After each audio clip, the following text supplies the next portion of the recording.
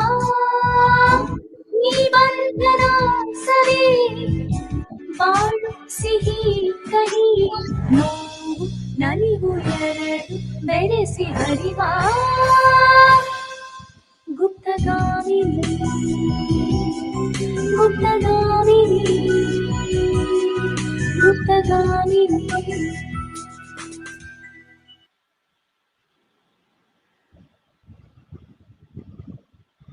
Thank Sir. God you're back. Sir, Yeah, I initially don't know, we had something happened. we had planned to welcome you with this title track, but due to some Okay. technical glitches, our audience couldn't hear it. But we are glad that we could welcome you back with this. Great, Did great. you hear it, Praveen? Yeah, I heard it. Yes. It's such That was a long time back. haunting This song. song, yes. Okay. So now Yes, we it was. come to a quick round of questions that I invite Pratiksha to take over before. Okay. So, sir, here we have a quick round of questions. Okay. We know that music has taken you far and wide, and you've traveled several countries. Yes. But which is your favorite out of all, and why? Oh gosh. The big list.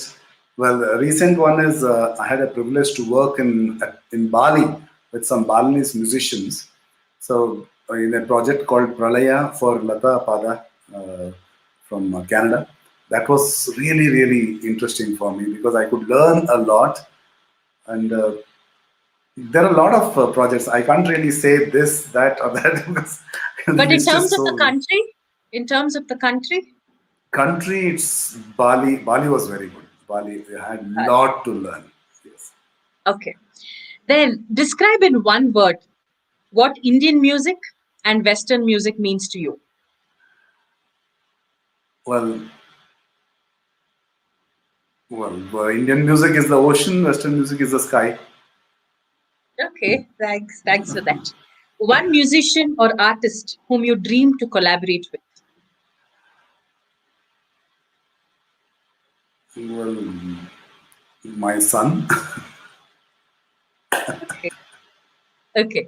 Sir, can you please sing a few lines from a music which you have composed and which has given you immense satisfaction? I know you have like a list or pages of it, but if you were to pick one that has given you immense satisfaction, then if you could please sing a few lines from it for us. Okay. ಊರಸೇನ ಬಹುದೇ ನೀನು ದಾರಿ ಮುಗಿಯದೆ ಹೊನ್ನು ಪಡೆಯಬಹುದೇ ಹೇಳು ಮಣ್ಣ ಬಗೆಯದೆ ಬಾಳದಾರಿಯಲ್ಲಿ ಇರುಳು ಕವಿದ ಹೊತ್ತಲಿ ಪ್ರೀತಿಯಿಂದ ತನ ಜೀವ ಮಗಳು ಜಾನಕಿ ಮಗಳು Janaki. Sorry, the words are just slightly messed up in my mind, but there's one song I really, really loved. Because I'm usually, sure even our viewers love this track. yeah, usually what happens is people don't demand intense.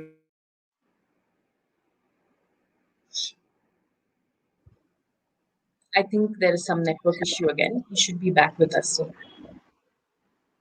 So, till we have him back. Yeah, can you come again? Yeah, I missed you. Yeah. No, sir, we were just waiting for you. You were saying something and we lost you. Usually you were saying something about it. Magalu Janaki and. Yeah.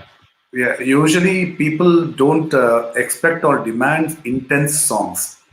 So when somebody asks for such an intense song, it's a fantastic feeling that it's classical, contemporary, intense, and also very emotional. So that's a wonderful thing. So that's why it's very close to my heart.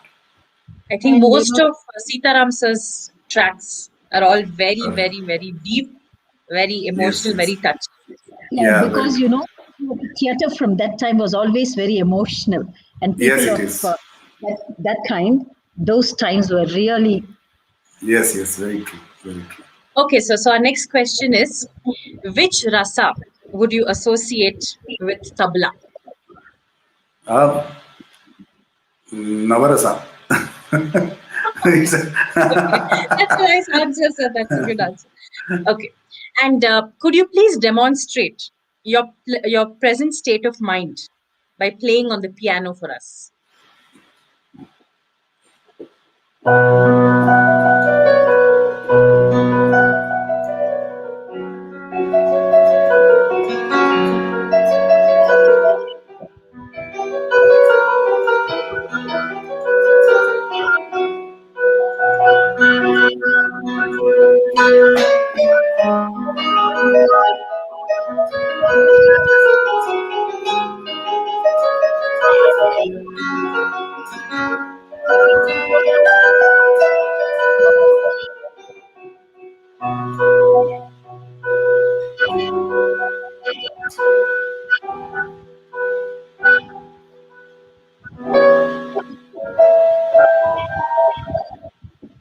So soothing, sir. Thank you. Thank you. And if you were to bid a good riddance to Corona by playing on the tabla, how would that be? I don't think that's as easy as doing that, but I would definitely go into Rela. So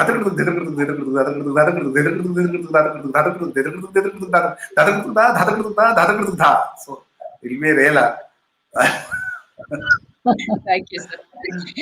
Now, you have been associated with dancers for several years now. So, can you please show us a dance step or a gesture, a dance gesture which has caught your attention? Well, I have this, my favorite one here, this one, or all these are beautiful. Yeah. But you are It's associated with. I have a tendency when I'm telling stories to children. Yes, I do storytelling with children. I use all gestures like this thing and all that. I use that when I tell stories. Yes. Praveen, there were singers in the past like Anur Suri. Do you hear me, Puttu? Yeah. Anur Yes, Suri, yes, I Lokaya, Lokaya, Anur Suri, who were just singers for musicians. At one point of time, they became gurus and they used to come and teach, sitting and saying, do this adavu, that adavu. Well, there are, in my mind, there is an ideal dancer who is a culmination of all the beautiful, fantastic dances of the world. It's one body having multiple genres. And when I'm composing music, when I read a script, that dancer dances a show for me. And I can hear the music and see the movement. So I just translate that onto the actual, I give the notations where whatever I hear. So that ideal dancer is there who will do everything and many things that are impossible also.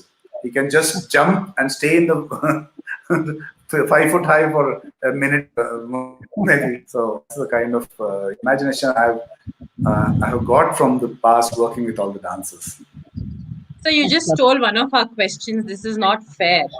Because I was about to ask you what is the inspiration, what's in your mind when you compose, but nevertheless, we have more for you. Okay. So the next question is place the following in order of priority for you: lyricist, tabla player, musician, music director, actor, or entrepreneur. Okay. Tabla comes first, then music composer, then what was the other three? Lyricist, musician, actor, entrepreneur. You have 4 left. Yeah, a lyricist comes last. Next comes our entrepreneur from the back. Actor comes third. So that's a lyricist because we have got fantastic people like Shatabdani Ganesh who just are giving us treasure, the opening treasure chest for us. So I write whenever there's nobody to help me or whenever I get an inspiration where it's very personal to me. So that's when I write. But tabla is my first priority, and I would have loved to be just a musician performing somebody else's music. But composing music is such a strong thing that it's like having multiple personalities. If I'm composing music, I have to become a veena artist, I have to become a flautist, I have to become a tabla artist, I have to become a Bharatanatyam artist, I have to become a dancer. To think that kick is very different. So when I go into that trance, it's I can't explain that. So when I'm in that trance, it's very different. So that way, I like to be a composer. But my primary thing, my expressive element is tabla. And sir, I'm sure as Geminis, we like to have multiple personalities in your Yes, yes. music. That's anyway. It's there. Though they mentioned two, but I can have 10. Yeah, that's true. I agree with you. Okay, so our last question for today. You told us that it was Dr. Maya Rao, fondly remembered as Didi, who welcomed you or initiated you into the world of dance music. So, Yes. could you please share with us the best takeaway you have had from Didi? Uh, there are innumerable stories that I have with along with Didi. Didi was one person who used to search archives, get out text, they bring out texts and give it to me and say, see, there are sargam on this. Can you just sing this or can you use this in the next project? Certain things. There was one project which we did, Kathak Through the Ages. This was the last project she did. We took a month to record. It was her ambition and it was her dream for a long time. So when it was difficult for her to travel and come to the studio, but she did come. She was sitting there morning till night, working on every nuance. So that was one thing which taught me a lot about Kathak, the history of music in Kathak, and in that every word, every tune, she was there to guide. That was a very big, huge experience for me. And she watched the first show, and she was not there for the second. Okay, so So, thank you, sir. I don't have a gift hamper here to give you, but then I'm sure you would have Well, won one. you thinking of me to be here on your stage itself is a gift hamper enough, huge gift hamper. Thank you so much. Uh, there are a lot of things to share, but the time is short, and I really, really thank you. Thank you all the listeners for listening to me, and thank you for having me on your show. Thank you. Mummy, Praveen, sorry, if we have the time to take just one question, there's a question from yeah, Satyanarayan. please, yeah, He's asked, sir, how have you felt? How did you feel when you composed your first music bit? What Well, was the feeling? it was quite scary because if I remember right, when we were coming back from Trivandrum, this is after Mayadi's foreign tour and all that. I was composing rhythm for her then, the tabla pieces. But then, when we were coming back from a Kathak show, there was this beautiful piece of Drupad song, Sheesh Ganga Aradanga Parvati. It's by Rajan Mishra, Sajan Mishra. And Nirupama and Rajendra wanted to do that. And they said they wanted an interlude because it was performed as a classical piece. There won't be background scores for that or sargam in it. So they asked me to compose that. That was the first sargam I composed for Nirupama Rajendra. That was in a coupe in a train while we were traveling back. So that was the first one. Sa sa re pa ma re ma pa ni sa re sa re sa ni pa ni pa ma re ma ni pa. So this sargam was composed first. So it was very scary because somebody is giving you a responsibility, because composing music is somebody handing you their child to take care of. If it is dance, every choreographer, they come with a fantastic concept, and it's up to us to decorate that. And it's a huge responsibility, and I really feel I should thank everybody who has given me the opportunity and responsibility, who has had the confidence to give me work. So I thank them. So that was what I felt. First one was very scary, but it gave me fantastic satisfaction. And then more swaras came in. More swaras handled me. So finally, I was chiseled into whatever the music wanted me to be. so Praveen, that's lovely information shared in this short time. We hope that you remain as charming, as young, and as vibrant Thank as you, you thank are. you. Your And blessings, and thank you for being part of the show. thank you so much. Thank you. So, any place can be a place if you want to create, if you want to compose. this reminds me many a times in the airports when we were waiting and we had to rush to perform for the next show, and we used to make small video clippings, compose it and share it with our students. Never say that you don't have the time or you don't have the place. Just grab it. And as Shakespeare says, the world is a stage and you'll have to make it happen.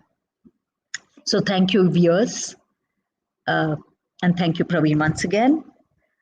Tomorrow, we have for you, as we said, let noble thoughts come from all directions. It being a Thursday, a day of the Guru, we have for you Amma, Sridhar Guddid Amma. Don't think, oh, a Guru will come and bore us. Just look at her. So dynamic, so beautiful. And at the age of 78, the way she uses her body and does yoga, or the way she has a keenness or an aspiration for life and to make the place better, is something that we all have to get inspired with. I can promise you, when you just hear Puja Guru Mata Amma, don't think it's boring, but it's going to be wonderful. Join us tomorrow, same time. Thank you. Shubharatri.